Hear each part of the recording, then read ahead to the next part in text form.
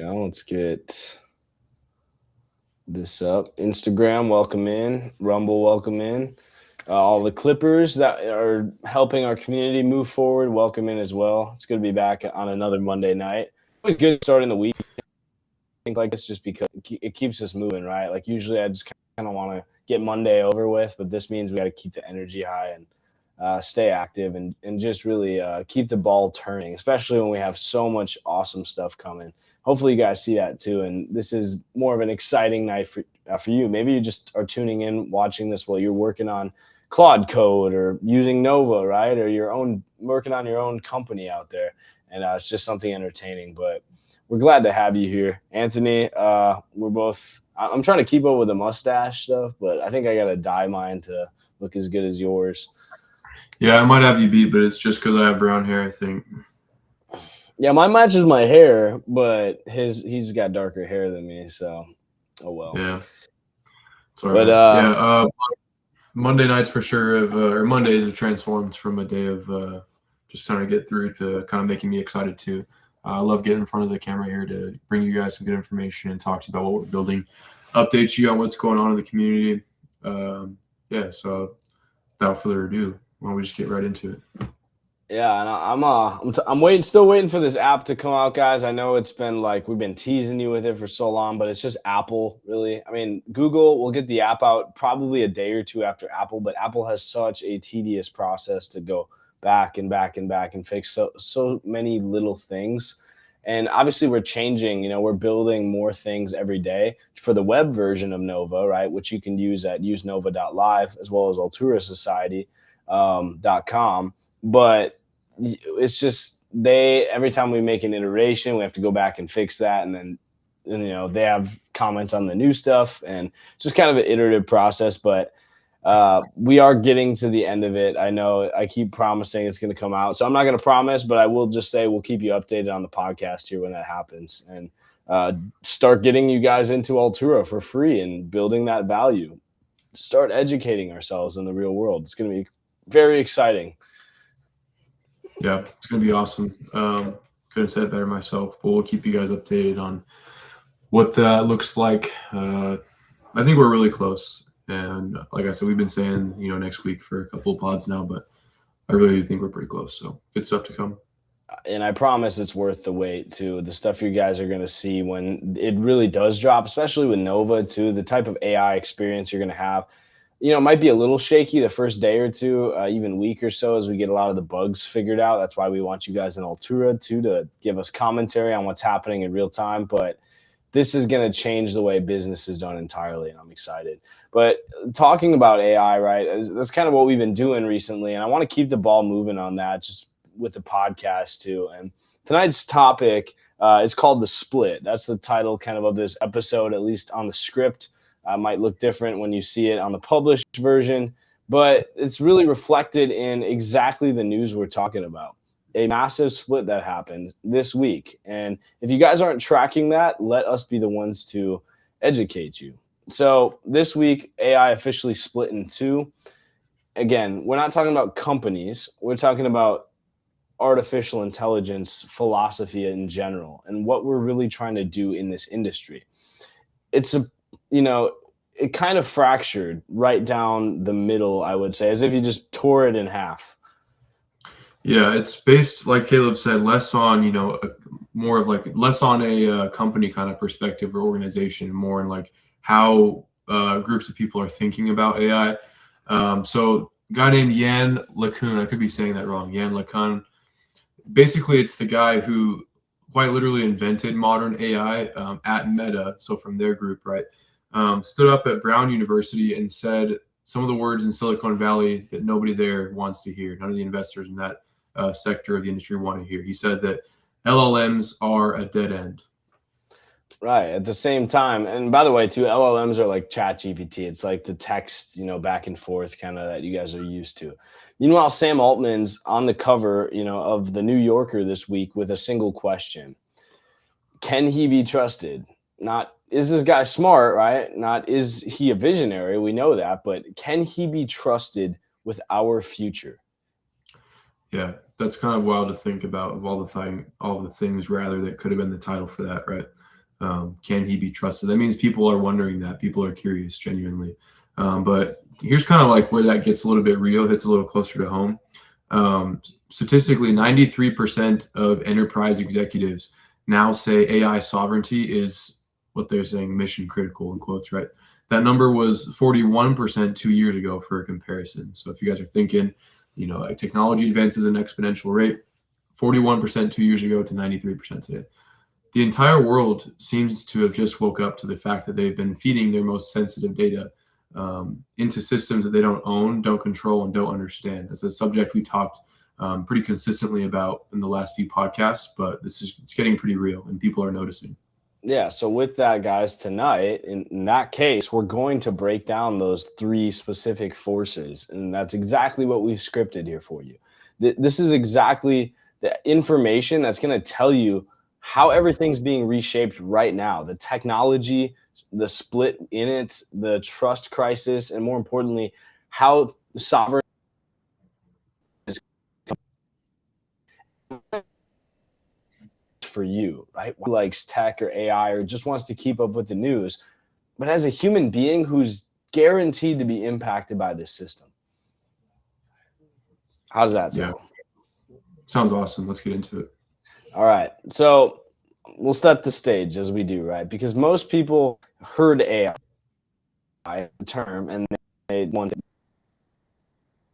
right? They think technology, Claude, maybe Gemini, Grok, right? They're all the same thing. Isn't that, what people would think, right?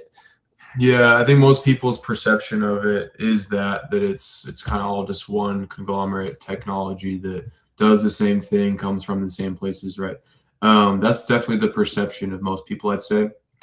Within the space of people we're talking about in this podcast, that was also the case up until about a couple weeks ago, when even the people building these systems mostly agreed on the direction, right? They've been scaling the models, they've been making them bigger, they've been feeding them more data, giving them more parameters, making them compute more, all in an effort to earn more money. You know what I mean? And yeah, it's just that push, right? A brute force to get to the end zone. Yeah, and it's been working pretty well for them, as far as the end goal being to make more money, right? ChatGPT 4 was a leap, but it worked out. Claude got sophisticated. It's what everybody's using now to kind of vibe code and make their own apps. Gemini got multimodal, right? But something started cracking under the surface, if you will. These models aren't necessarily getting proportionally smarter.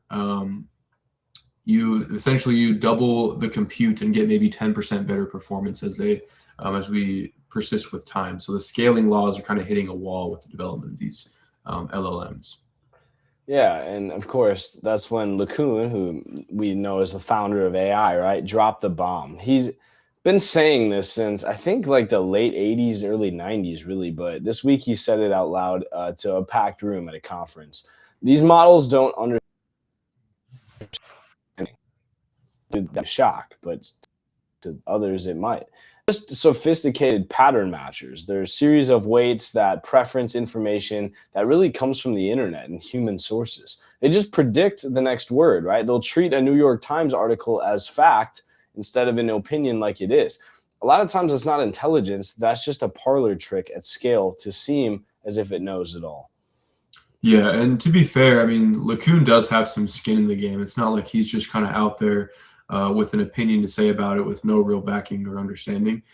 He's definitely pushing Meta's approach, which is more about real world models, the kind of AI that actually builds an internal representation of reality, right? Not just language patterns, not just the predicting the next word thing, but his critique isn't wrong. Yeah, and here's the thing I think should really scare you guys and terrify a lot of people, right? He's not saying AI is inherently bad.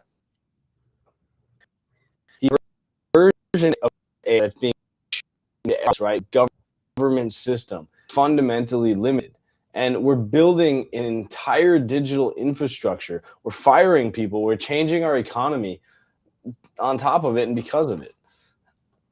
Yeah, it's kind of like the old adage, right, of building a house upon the sand versus stone, right? It's like building a skyscraper on quicksand and then kind of arguing about which floor to put the penthouse on. You know what I mean? Yeah. It's that makes just wakes me up to the fact that this bubble is coming, Yeah. and it was hypothetical, but we see that it's out now. And on the other side, right, the Sam Altman side, the Amode side, right, they're saying, no, we just kind of have to push harder, and we'll figure out these roadblocks.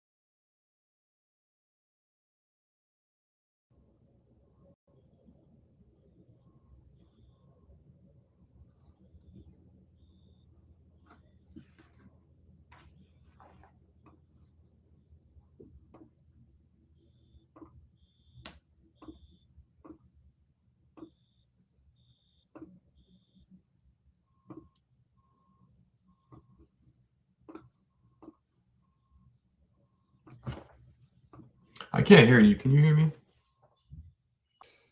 Oh yeah, you're good. Have I been? When did I cut out? Pretty much since I said that we were talking about the skyscraper thing. I mean, I heard you get through like Sam Altman's point of view, and that was pretty much it. I've been trying to find out Okay. the deal is. Yeah, sorry. So guys, I cut out, but that's really the exact same Altman, right? They're the other antithesis of this. They've been saying, no, we just need to kind of push harder and we'll get new results. We're not like limited necessarily permanently. We're Mm. just at the point like discovering AI. We have to turn a few knobs, right, and come up with new ideas. And just like making ChatGPT, we're going to make a new system. We don't know what we don't know, right? An invention can happen or innovation could happen at any time. So Yeah. they're saying AGI, right? General intelligence that can think, act, make judgments, like kind of like Claude Code or what Nova is doing on our platform, but at a human level constantly, right? Without needing to be prompted. That could be 2 to 3 years away. I'm that name before at Anthropic, and he's saying by 2027, or Hassabis, Demis Hassabis at Google, DeepMind, who's kind of like the Gemini side, right, is somewhere in between, probably 1 to 3 years, but very close here. Yeah, and that's kind of interesting. I mean, it sounds like we basically got the most powerful people in AI, the people controlling these massive corporations, publicly disagreeing on whether the thing they're building actually works the way that they've been selling it to us this whole time. Kind of wild to think Yeah, about. yeah, and I'll give them credit, right? It's like saying it's trying to predict where the internet's going to go, right? And what businesses are going to come up, Yeah, the year after it's invented, right? But like more importantly, nobody's talking about what that means for the billions of people, I would say, who are already dependent on it and whose jobs are at risk maybe because of it. yeah, yeah. I'd say that's the real story that we should probably talk about, right?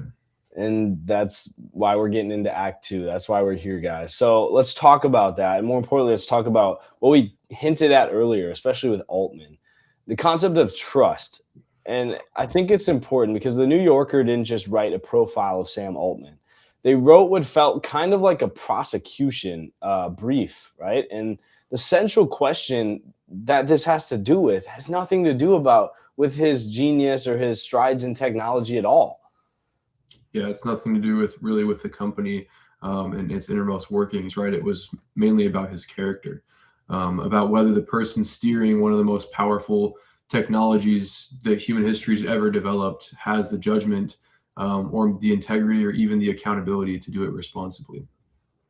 As we all would ask, right? And the answer the article arrives at, right? Ambiguous at best. he's not necessarily, the next coming of Christ, right? They go into the board firing, right? He has a massive dispute with his team. The backroom deals, the way he consolidated power after the crisis. You saw the Tucker Carlson interview clips, right? Of accusing, like, he didn't accuse him, right? But he's like, it's really weird how your counterpart all of a sudden committed suicide with no intent or anything like that, too. There's really sketchy stuff going on here. And I think Carlson was asking great questions there, but it's like there are things turning that shouldn't be turning when you're trying to present the image of someone calm, logical, and rational. And the portrait that emerges, right, is someone who's brilliant, relentless, and most importantly, I would say almost entirely unaccountable. Yeah, the unaccountable piece for sure should be something you guys keep in mind, right? What's kind of interesting to me though is I don't think it's just Altman. I don't think it's just OpenAI. It seems to me like this is kind of more of a structural problem. Seems like every major AI company right now operates the exact same way, if not extremely similarly. They take your data, they use it to improve their models, they sell the improvements back to you, right? It's not really anything new or unique. And at no point do you have really any visibility into what happens inside the black box or like what on the other side of the screen. You know what I mean? Yeah. We're all just guessing, right? We Yeah. assume it's working in our best intent. You don't know what systems are hooked up. That's what I mentioned this yesterday too, the intention economy. Go watch the video from yesterday, right? Or the podcast. And I want people to really hear this because it's the most important concept that nobody's talking about. And I think you guys have to understand it. Yeah. I think it'd probably help the viewers if you broke that down for them. Yeah. So for 20 years, we've lived in the attention economy. You guys have all grown up. You're used to that, right? Facebook, Instagram, TikTok, YouTube, short form, right? Especially, they figured out how to capture what you look at, your clicks, your scrolls, your watch time. And all we grew up with was this intention, right? Of getting more followers, getting more views, getting more likes. And they sold that attention to advertisers, to businesses that have money and made Facebook rich. That was the business model. Yeah, people kind of got wise to it. They started figuring it out, right? I've said it a million times. I remember the first time I read that, it felt like so profound to me. But everybody kind of knows, right, that if a product's free, that means you're the product. It's like your data. That's what they're trying to extract, right? Everybody knows that now. It's not news. Yeah, and there's no such thing as a free lunch. But here's what changed. AI assistants don't just see what you guys look at. They see what you plan to do. They're AIs. They can make inferences. They can coagulate data. That's literally what they're good at. That's their whole point, right? So they can take what you're saying and extrapolate that or make judgments or conclusions to say this guy's intent is to run for president someday and he could be a threat because of his credentials. This guy's plan is to start a business which could compete with our industry, and we don't like that. All that data, all these conclusions get summarized. This guy's vulnerable because he just got out of a relationship and we can make money off him selling him the right, therapy or solutions. All of these conclusions can get boxed up, sold into an industry that wants to, I would just say, take advantage of you. And think about all the things you tell ChatGPT, your business ideas, your health, right? Your financials, your relationship, your career plans, all of these insecurities that you have. Yeah, I mean, it's to a point too where it's like things that you don't even tell people that you're closest to, things you wouldn't feel comfortable or maybe wouldn't know how to express to people. It's like stuff that otherwise would have been personal. Yeah, or literally things you would even debate, honestly, telling your therapist. Like, I'm talking weird stuff, guys. Like, there's probably people that I don't even want to take assessments. Like maybe things that they've done that are illegal, things they plan to do that are illegal, like fetishes they have. I can't even get out into these weird concepts of like things that probably people are more comfortable talking to a robot with than a real human being, right? Because there's no emotion involved with a robot. So of course you're gonna just tell it whatever's inside your head, right? And a lot of people don't have that. Like, they always used to say think before you post, the acronym. Like, is it thoughtful? Is it hurtful or helpful or whatever? Is it informative, right? You had to go through the checklist kind of in your subconscious. People don't do that because there's nobody really seeing this chat as long as they think so, right? And every single word goes into a server. Like you say, nothing on the internet is temporary, and it's owned by a company whose primary obligation is to shareholders to produce more value. And that usually doesn't mean emptying their databases whenever you want. They usually want to collect more on you, not for you, right? They're not serving you. Yeah, so basically the picture we're laying out here is that the previous kind of business model was the attention economy, which captured what you're looking at. They got pretty good at predicting, right? And then giving you advertisements accordingly. So what we're laying out now is that the intention economy captures your mind and what you're thinking about in the future. Yeah, 100%. So your plans, right? Like we said, your fears, ambitions, your vulnerabilities, it's fine for most of you, right? If you're never going to ever amount to anything. But if you're somebody that has intent or wants to do something with your life in any significant regard, that's scary because, right? You don't know what you don't know. And more importantly, you don't know who owns your secrets, right? I actually watched a video yesterday, a quick tangent on secret societies, kind of an interesting, like, conspiratorial thing. It's not even a conspiracy, right? Because a lot of these we know exist, like the Freemasons and all that. I watched, you know about the Skull and Bones, like I think Yeah, Bush Senior and Junior were both in that at Yale. yeah, They said the kind of hint is one of the first things they do at that initiation. Why it's such a powerful secret society is they put the initiate in like a coffin.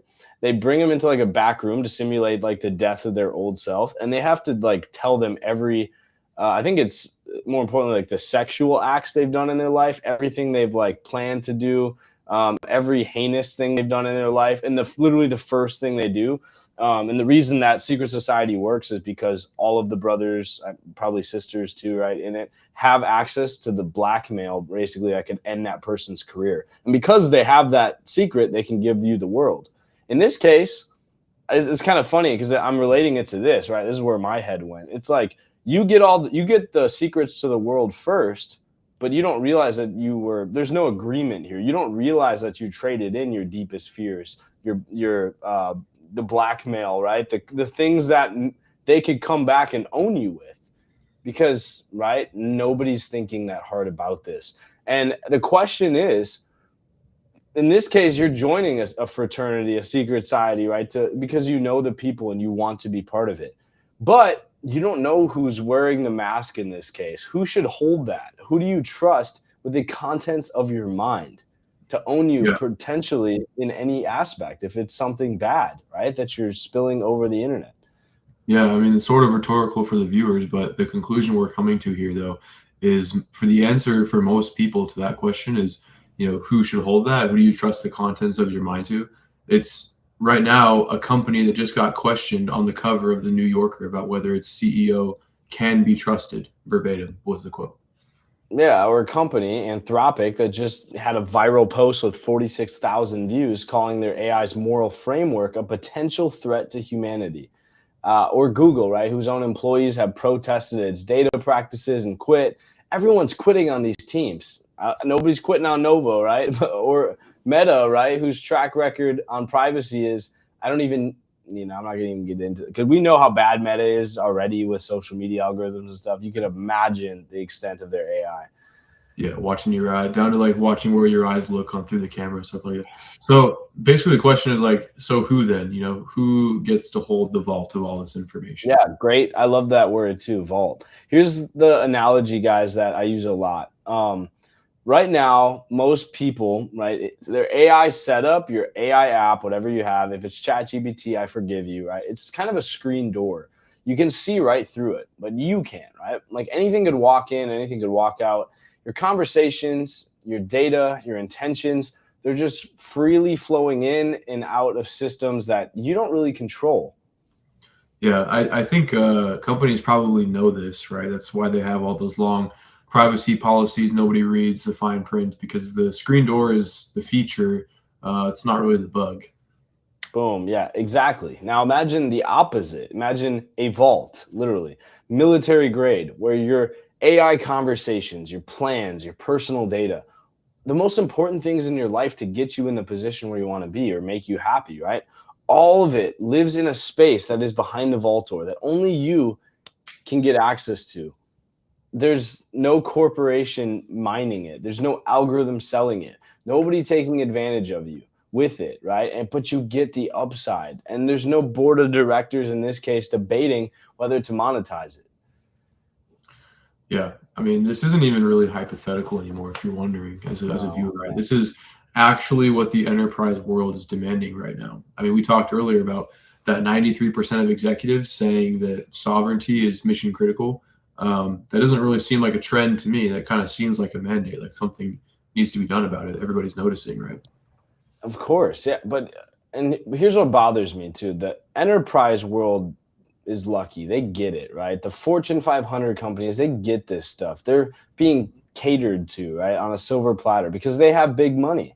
They're building sovereign AI stacks. They're demanding these on-premise solutions custom to their company, and they're building them for them, right? They're Yeah. writing data residency clauses into every contract to own the information. But the individual, right? The people that get laid off, the regular people, the people trying to make it in the world that's getting economically and right socially a lot harder, they're still using the screen door, the watered down, dumbed down version. Yeah, I mean, we talked last podcast about like even the main uses for AI are they're all being tailored towards the enterprise. It's not for the individual anymore. It's long past that point, right? Because nobody's building the vault for them. That's the conclusion we're coming to here. Right. Yeah. You get every enterprise sovereignty on one end, right? And on the other end, you got people pouring their hearts out to ChatGPT with no protection. There's this massive gap in the middle. And it's like the money's not there or something's not there that's worth it for people to solve it. Even though we know the market for this is so huge, it's like people just want to go to the most lucrative end of this. And of course, right, AI needs to grow, so these companies are competing. Those are the best customers, but there's so much opportunity to serve people in just that way of keeping them safe. Yeah, that gap you talked about, in between the middle here of sovereignty and people pouring their right. I mean, we've seen this before. This isn't anything new either. Back to the attention economy, right? The platform, social media, they started as tools, and then they kind of became utilities because companies start figuring out they can be used for more than just helping people across the world connect, right? Or Facebook Marketplace or whatever. Then we start to see them in recent year. I say recent, in like the last decade, become addictions. People get genuinely addicted to scrolling on. I've been a victim to that myself, right? And by the time people come to their senses, or I guess have the sense to like realize what's happening, it's too late. The data's gone. The algorithms are entrenched. They're literally like ingrained as a daily ritual, like a part of everybody's life. It knows you better than you might know yourself in a lot of instances. It knows your next move. And then the business model just gets locked in from there. I don't think this is anything new. Yeah, and I mean it's just concerning too, right? I mean, I don't. We need to think about AI in a way that's just different, right? All of these problems that we brought up, I don't even think they're like really eye opening to most of you guys, but we're kind of seeing the same thing just unfold with AI now. But the stakes that have always existed, that we talked about on plenty of podcasts before, right? If you've been following this, they're just like way higher now. That's really the only big difference. Social media is, captured your attention. AI is capturing your intention, as we said. And social media kind of knew what you liked, but AI knows, in this case, the scariest thing, and sometimes more than you do, what you're going to do. And that terrifies me, right? Because if it knows what you're going to do, if it knows what the next move on the chessboard is, how are you ever going to win the game, right? You aren't. Yeah. I guess then the question we're begging here is kind of what do people have as a solution? Because similarly to the phone and social media, you can't really just tell people to stop using AI. Like at this point, it's become, for a lot of people, us included, and obviously for what we're building, part of their everyday lives, right? It's too useful. At this point, you're going to fall behind as an entrepreneur if you're not using it, or even in your regular everyday job. I know yours and mine career field, same thing. Like we could be accomplishing a lot more with the use of AI. So if it's not really feasible for us to just kind of eradicate it, what's the solution then? Yeah, right. Because there's always going to be a dumber person out there who maybe doesn't care about this stuff. They're going to be the person that gets taken advantage of. But in the short term, right, if we're talking about keeping your job or just keeping up the pace, people in your workplace that don't care about their privacy are going to keep leaking their stuff and information back or whatever same faults, and it's going to be hard to keep up. You're going to look like you're slacking. So you got to have a tool, right? You got to have some way to level yourself up. And like he said, yeah, you can't just tell people to stop. You shouldn't really. AI is genuinely transformative and it's going to get better. But the problem isn't AI itself, it's the architecture. The problem, I think, is more in who holds the keys, if that makes sense. Yeah. Yeah. So less about, whether or not we're using AI and more about needing an AI that is built and works for you without reporting back to anybody else or being, in control of a conglomerate or even just one person. Right. That's the vault model that I kind of talked about, right? And it's built on a principle that, I learned in the military, need to know basis, right? In classified environments, in CUI situations, information is compartmentalized. We talked about that yesterday, right? Even if you have a top secret clearance, you only get access to the specific information you need for your specific mission, right? Like we said, sometimes the president isn't even briefed on certain missions because it just isn't relevant to them to know that stuff. You don't get briefed on anything other than what's critical, nothing more. Yeah.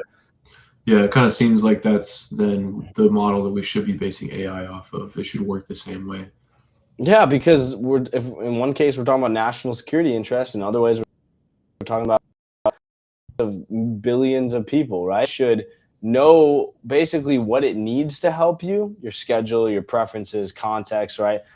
Connections to different apps, right? Your Gmail, maybe, without that information ever leaving your full control.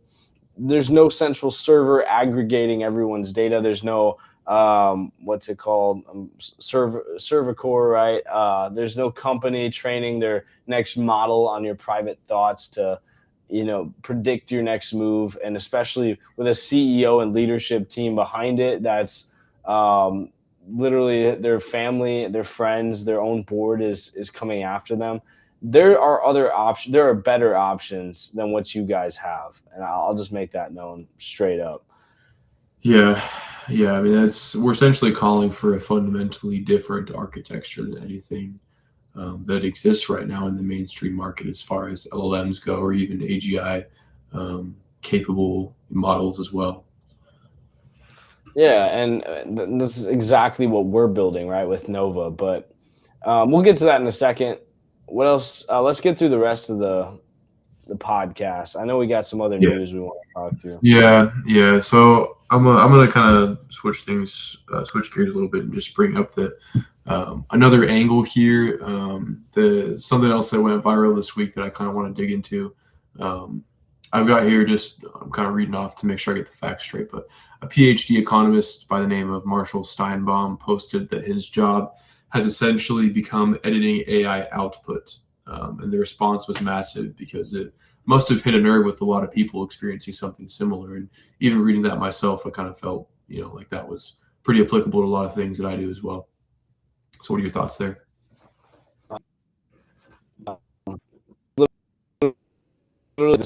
Everything this journey has brought, right? Teachers are saying there's not like a single assignment that is turned in nowadays without AI input. Like they're basically just grading AIs. Imagine being like a teacher right now. You're just grading AI, and you're just like, what is the point of my job? I'm teaching. I'm shouting words at students who are on their phones in a classroom, and then they spit back an AI paper that I have to waste my time grading when I know it's not even what they wrote. It's like that hit a nerve because it's everyone's probably real, if not secret reality. Like nobody wants to admit it, but you prompt the AI, you give the output, you spend 45 minutes fixing the output, and then you're presenting that as your own work. And that's like this cycle that we've been on for the last 3-4 years. Yeah, it's kind of like having an intern who's incredibly fast, but has like zero judgment, no real understanding of the job or what's required of their work. Just kind of it's wrong. A lot of times, I don't even know what it's saying. And that's the economic problem that nobody's addressing too. Companies are paying for AI subscriptions to save time for their workers, and they're preemptively firing workers, right? We saw Oracle doing it, but times saved on generation is being eaten up by on editing, fact checking, and quality control. Like again, you and I, right, military work and stuff. Like you could use an AI to do your project, but is it really going to pass the quality level that is good enough for what the customer is looking for what the end user of your requirement is looking for, right? Probably not. So you're ending up going back to the same cycle of, I could save time generating the content with AI. It looks really good because I at least have everything in one place.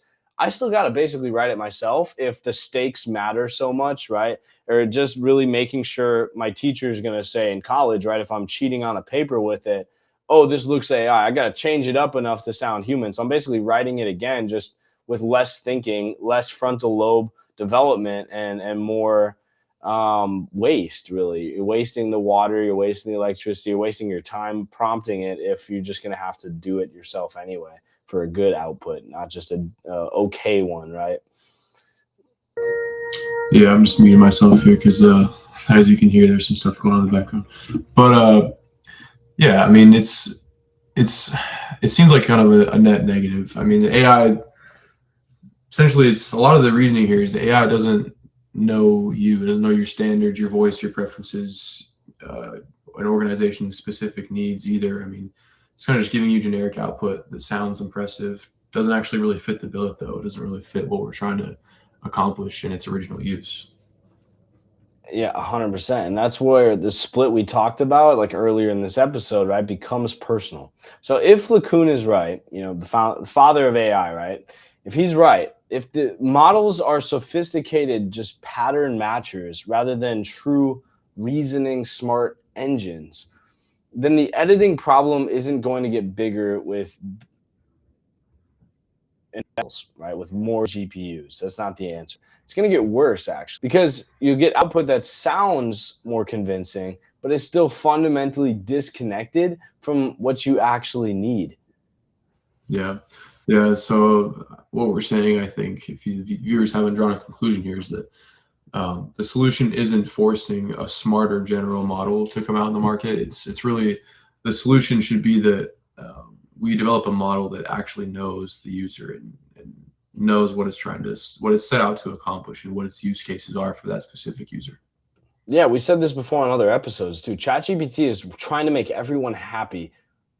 They're, I don't know what the right term is. They're playing like teacher's pet. They're meat riding it. I don't know what the proper term is, but they're trying to make everyone happy because they care about likes or dislikes on the response, right? And so ChatGPT, when you train it on a message being liked by a user, right, and the thumbs up, thumbs down thing, and that's the only thing you go off, the model learns that it needs to say things to not disappoint the user. And it just gives the same user the same generic answer eventually because it morphs into this thing that doesn't want to take a firm stance. And it's okay, because most of the time the best answers we get come from the people that are the most direct with us and understand us the best. Your best friend, right, compared to a stranger, is usually going to give you better advice because they can be more personalized and they can say the hard stuff because they're not afraid to. That's the problem with ChatGPT. We need a model that's trained on your patterns, your preferences, your voice, what you're okay with hearing. Not everyone's data just averaged together. Your data, and that's what you're paying for, right? Specifically. Yeah, it seems like we need personalization at the architecture level, like down to how it's created and formed and designed for its initial use, not just at the prompt level, like not individual step by step, like genuinely down to its design. Yeah, we need our sidekick, right? Our Yeah. It needs to be like I think about like Master Chief, right, with Cortana, how it's kind of like she knows him, and it's kind of cringy, but that only works if the model, right, that we're talking about, it can only really be custom if it lives in a vault. And the vault we mentioned earlier, right, your vault, that this model and you access to it, and you guys get to team up with your information that you don't have to worry about being leaked everywhere else to get you the answer. And then you talk to as much or as little as you want, because you can't train a personal model on private data if that data is sitting on someone else's server being used to train a general model. It has to stay private. Yeah, it'd be like a chicken and egg problem, which came first kind of thing that really only sovereignty could solve to fix that. 100%.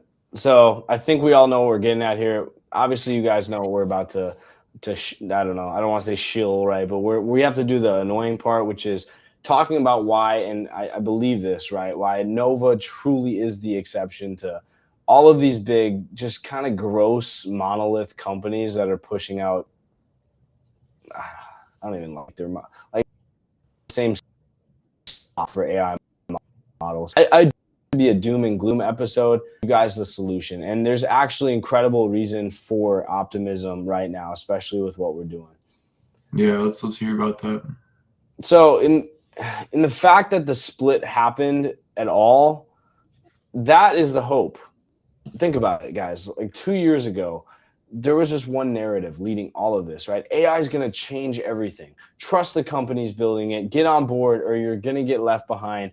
Use it or you're going to be replaced by somebody else using it. That narrative is just 100% dead. It's likely dead because people like LeCun are questioning the technology, and LeCun's a big name, the inventor of AI as we know it, right? Involved with Meta. Yep. The New Yorker is questioning the leadership because 93% of executives are demanding sovereignty. So it seems like the monolith, per se, is cracked, and it's because of these. It's starting at the top almost is what it feels like. It's not even really a revolution from the bottom. It's good news for us, I think, to have people questioning.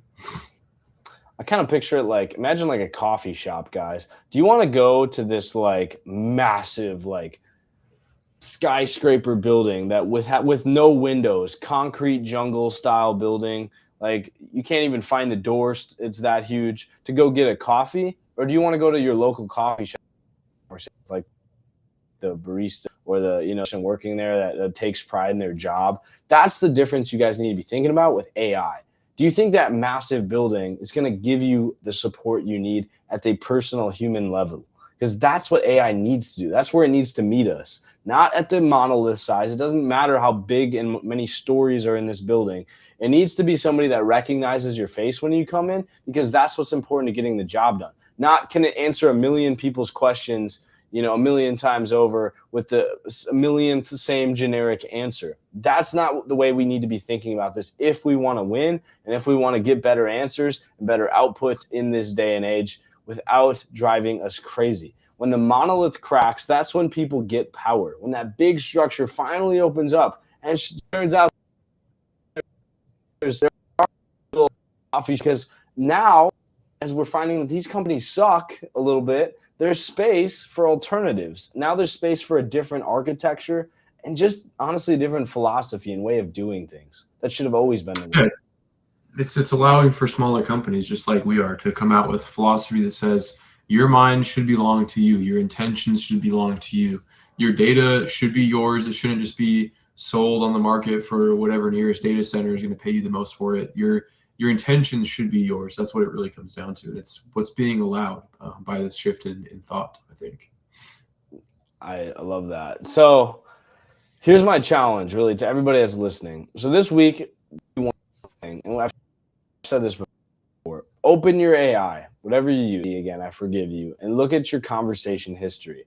Read through it and like go back a bit, right? You kind of know what the most important conversations you had are. You know where to find them, right? And ask yourself, if somebody else read all of this, what would they know about me? And would I be okay with that? Because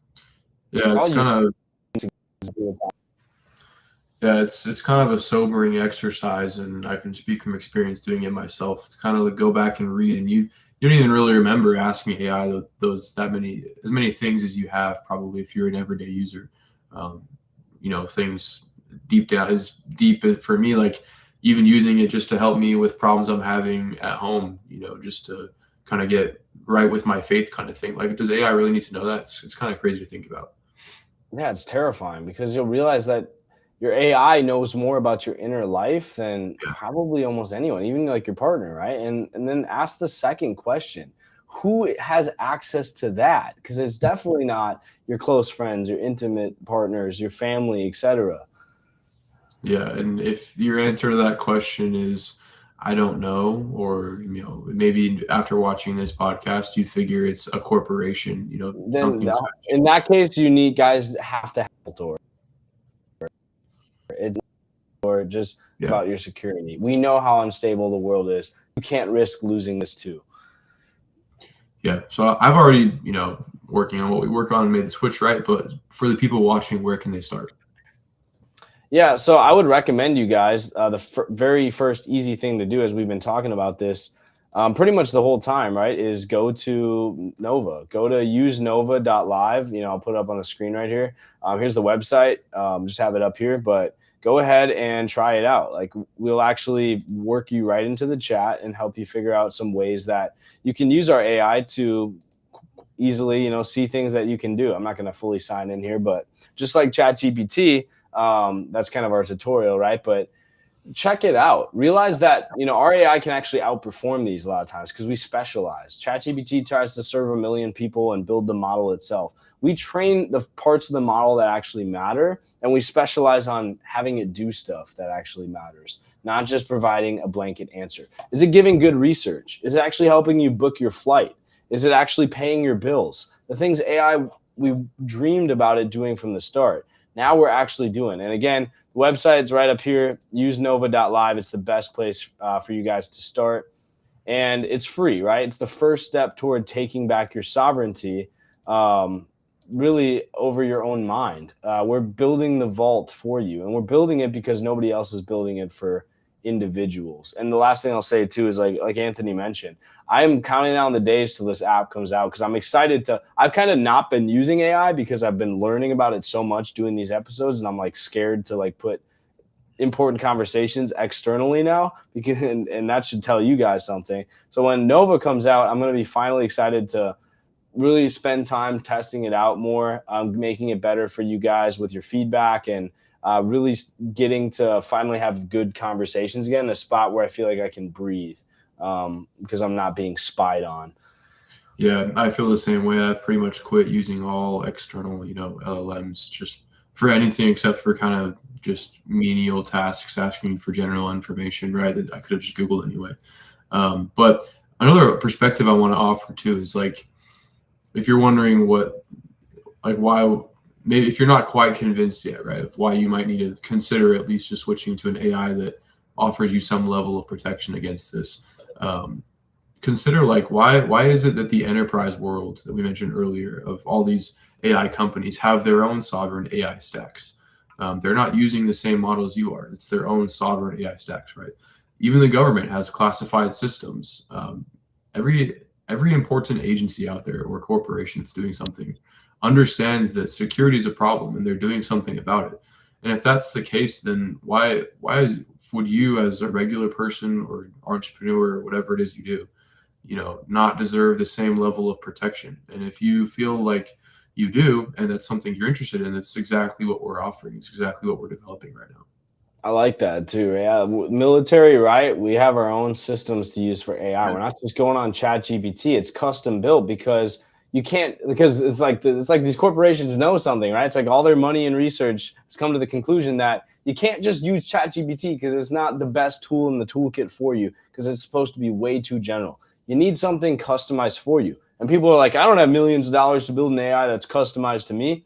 That's our mission. We're doing it and we're making it affordable. It's $10, guys, if you want the fully elite version, right? That's what we wake up every day working on. And I genuinely believe this is the most important problem in technology right now. How do we make it solve your problems, right? Not how do we make AI smarter, but how do we make AI yours?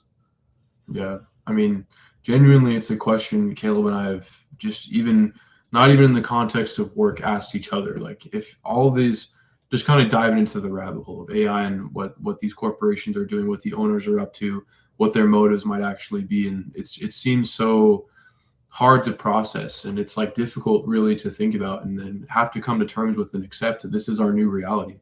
But at the end of those seemingly dark conversations, the question always got brought up, like, well, we're young. I mean, we can either just kind of accept that's how it is, or we can ask ourselves, what are we going to do to do something about it, to change it if we don't like the way the system currently operates. And this is our attempt. It's not even going to be an attempt. It's already functional. It works.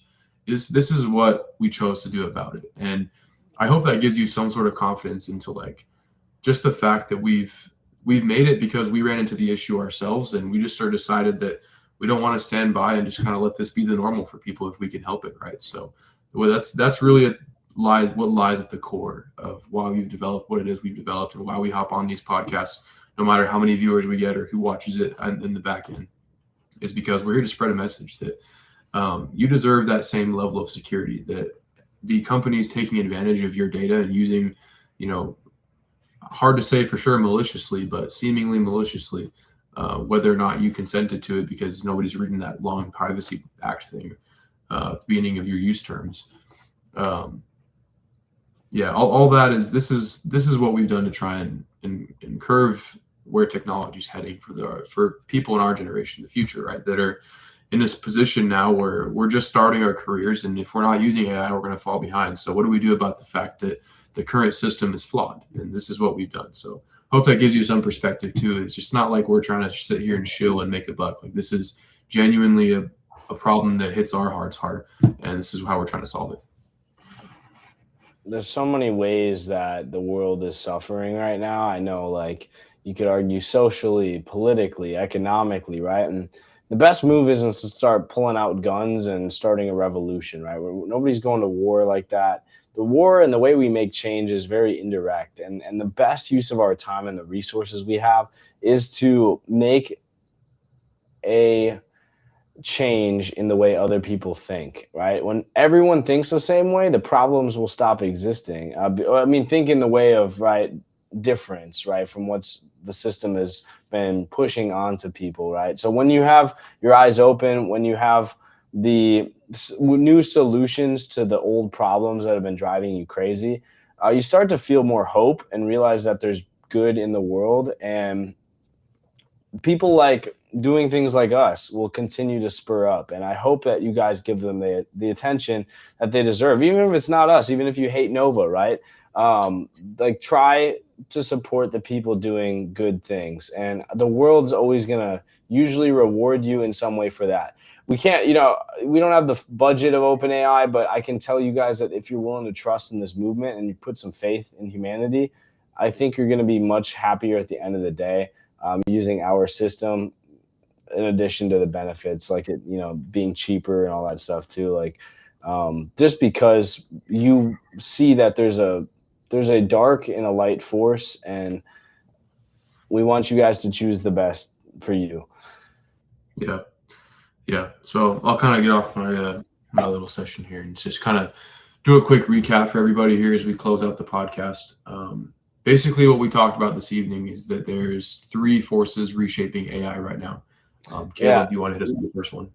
Yeah. So the first that we talked about again is the technology split. So, the experts disagree on whether current AI works the way it's been sold, right? Or if it's kind of plateauing.